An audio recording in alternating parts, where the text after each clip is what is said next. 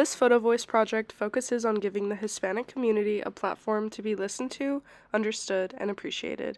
Hispanics are the largest ethnic group in the Southside of Tucson, with being 80% of the total population. This PhotoVoice aims to show the struggles and the good that come along with being Hispanic in the Southside of Tucson. While there is a stronger sense of family and connection, there are also worries about lack of opportunity and decreased funding that affect Hispanic communities. One of the biggest examples of defunding was the $7 million budget deficit towards the Sunnyside School District. Due to this funding cut, over 160 positions had to be removed. This included teachers, counselors, administrators, specialists, and paraprofessionals who provided classroom support. This led to a declining enrollment rate and a higher number of dropouts. Along with this also came school closures. When Wakefield Middle School shut down, many nearby schools, such as Hollinger K-8 and CE Rose K-8, faced a substantial overcrowding effect, leading many to have lack of attention and mentorship in their schools. With this, there's also an alarming rate of discrimination in our Hispanic and Brown communities, especially over the problems that surround both deportation and legal status. With the increased rate of deportation arising from this current presidential administration, there are many being affected in our community. Ranging from businesses to families, there is definitely a strong sense of fear among the Hispanic community in Tucson. According to Angel Inequities, a local business owner, she stated, "We had families, customers that used to come 2-3 times a week.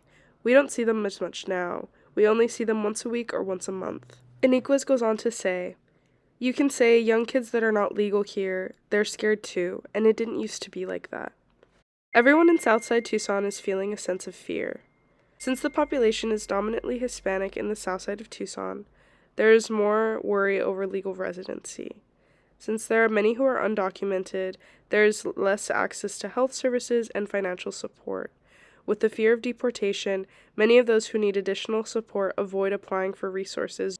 On top of the problems surrounding education and immigration, there is also a concern about increased poverty. Southside Tucson has a staggering poverty rate of 21.8%, representing about a fifth of all residents that reside in this side of town. Meanwhile, home ownership is only set at 62%. Many of these factors can be apparent due to the median salary being reported to only be $35,254 per year. 17.7% of all residents are also reportedly uninsured. All of this data showcases the struggle of lower earnings of income that many in the Hispanic community experience living in the South Side. Rising cost of rent also makes this a tougher challenge for our community. While looking at these problems, it is important to understand that only a strong community can fight against them. We want to shine light on the strong, beautiful community that the South Side of Tucson has. We conducted interviews with a few students at Pima who come from the South Side of Tucson and asked them about topics surrounding our PhotoVoice project. Do you believe there's a strong Hispanic community that resides in Southside Tucson? Yeah, I would say so.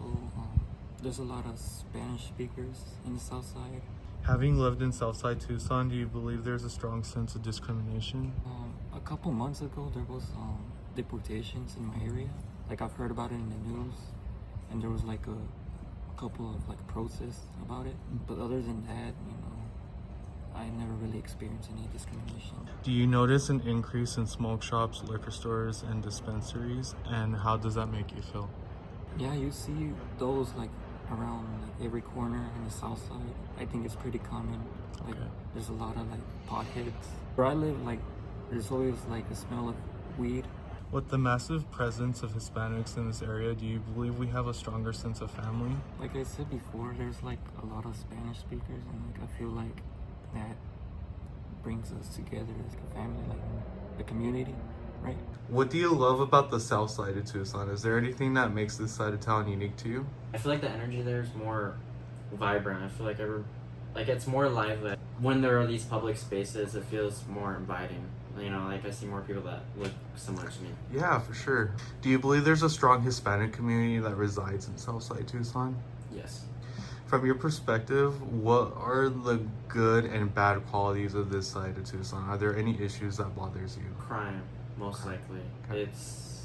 there can be a tendency to it might feel a little unsafe. It definitely at times feels neglected. Do you believe the Hispanic community has access to less quality schools, churches, and stores?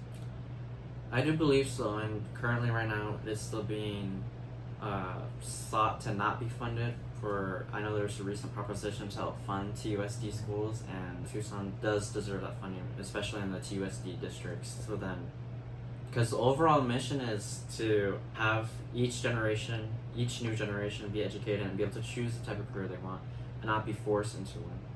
If you were given an opportunity to say anything to city officials or local representatives, what would you want them to know? Take the time to look into these families, ask these families what's something that they're struggling with, what's something that they admire about their city, what's something they admire about their community, and to encourage more community, because it can be a very fulfilling place. Change cannot come quickly. Not everybody can get a better opportunity, get a better job, and that's more than understandable since that's life. But I feel once we start encouraging more community, that rather than putting people to stay where they're just at, I feel we can grow from that. And everybody will benefit, not just the south side of Tucson, but all of Tucson.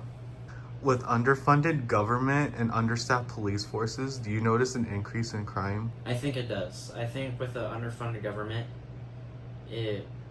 of course, it's going to be bound, because a lot of these programs that people might depend on, it sometimes isn't enough, to make ends meet, and it doesn't help these people, and so you put them already in a already difficult situation and having less from these programs, and without these being funded, people do resort to doing maybe not the morally right thing. It's not saying they want to do that.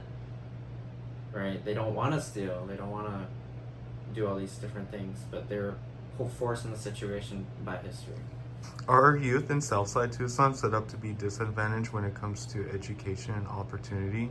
Do you believe the underfunded education system and the massive closures lead to these problems? Yes, I do agree. So teenagers already don't like going to school, and by middle school and high school, that's where they start to get a sense of who they are as a person. When there's not enough support to show that you matter, that the things that you're interested in are good, and when these certain qualities within you, I feel it's the responsibility of the adults in schools to encourage these certain qualities, to uplift your best qualities.